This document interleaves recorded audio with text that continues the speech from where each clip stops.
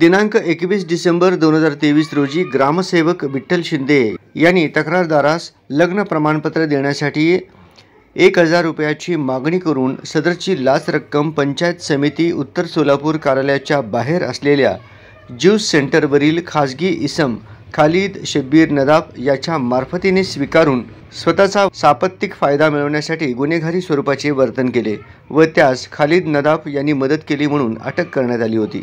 खालिद शब्बीर नदाफ यांनी ॲडव्होकेट अजमुद्दीन शेख मार्फत यांनी मेहरबान सत्र न्यायाधीश रेखा पांढरे सो यांच्या कोर्टात जामीन मिळण्याबद्दलचा अर्ज दाखल केला होता।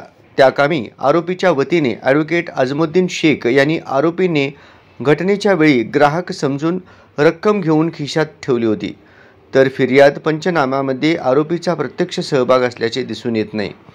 आरोपीचा गुन्हा करण्याचा मुळीच उद्देश नव्हता असा युक्तिवाद केला असता तो कोर्टाने ग्राह्य धरून खालिद नदाफ यांची ₹25,000च्या जामिनावर मुक्तता करण्याचा आदेश केला। दिनांक 21/12/2023 रोजी ग्रामसेवक विठ्ठल शिंदे यांनी तक्रारदारास लग्नाचा दाखला देतो म्हणून 1000 रुपयाची मागणी केली होती आणि त्या मागणीप्रमाणे तो लाचेची रक्कम स्वीकारण्यासाठी तक्रारदार यांना बोलवली होती। त्यावेळी पोलिसांनी तक्रारदाराबरोबर 2 पंचांना घेऊन जिल्हा परिषद येथे पाठवले होते। त्यावेळी विठ्ठल शिंदे यांनी खालिद नदाफ या ज्यूस विक्रेत्याकडे रक्कम द्या असे म्हणाल्यावर तक्रारदाराने ज्यूस विक्रेत्याकडे लाचेची रक्कम दिली असता पोलिसांनी त्यांना रंग्यात पकडले। त्यापुढे पंचनामा तयार करण्यात आला।